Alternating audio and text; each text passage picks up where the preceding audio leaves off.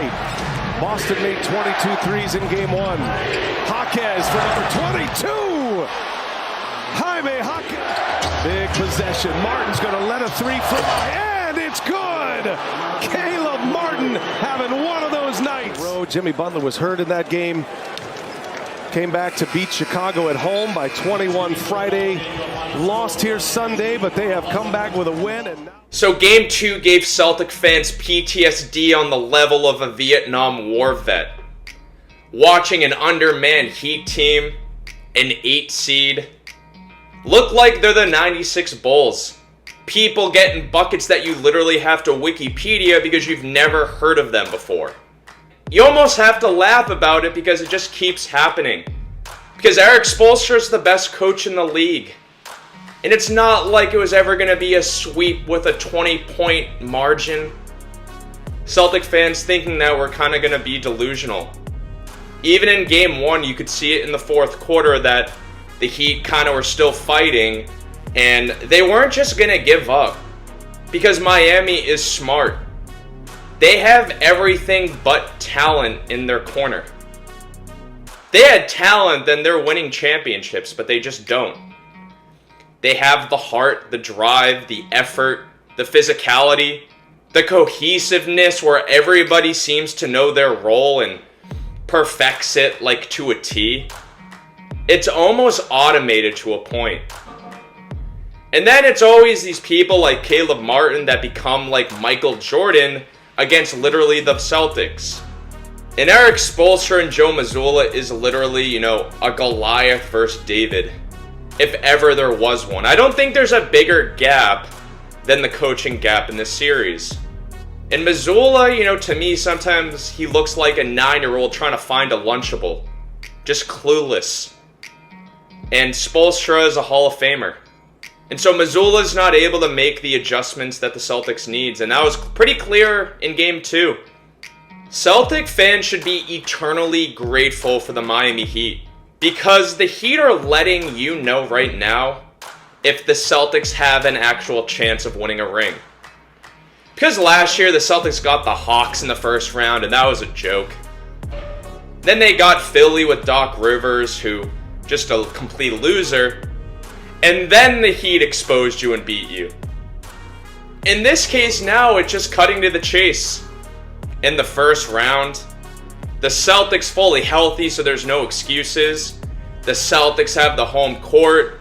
And probably the NBA and the refs are on the Celtics side, because the last thing the NBA would want is the Heat back in the finals, because the ratings suck.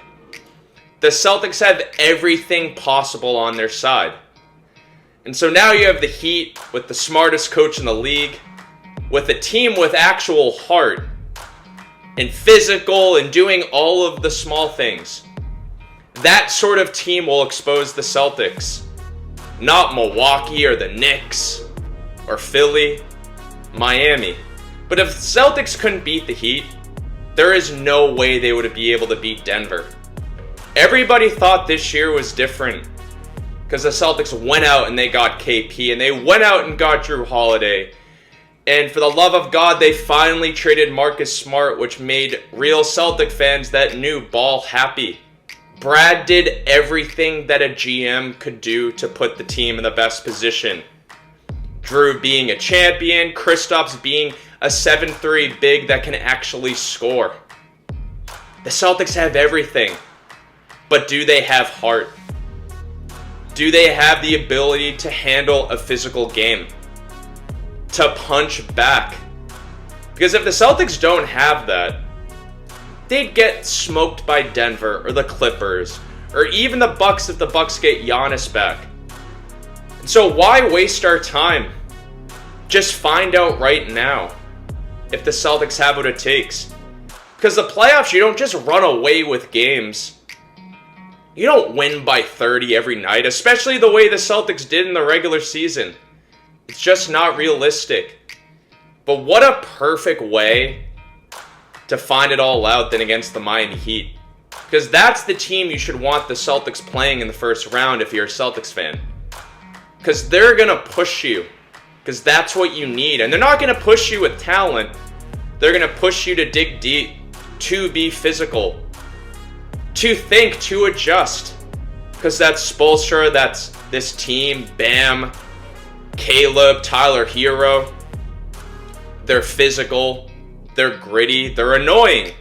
They're like the younger brother that randomly wins the one-on-one game. And so I'm curious. I'm not somebody that's going to overreact after one game. If we did that, there'd be so many teams in the past we'd write off. It's just stupid, but Celtics lose. They were never going to win a championship. This whole thing was a charade. They were really just a regular season team. So it's good to know that now, because they get bounced now, then all of a sudden, 3 to 4 nights a week, Celtic fans' nights open up. So they can go out to dinner, hang out with friends, go on dates, do whatever they gotta do. So in a way, it's a blessing. You either win or you don't waste your time.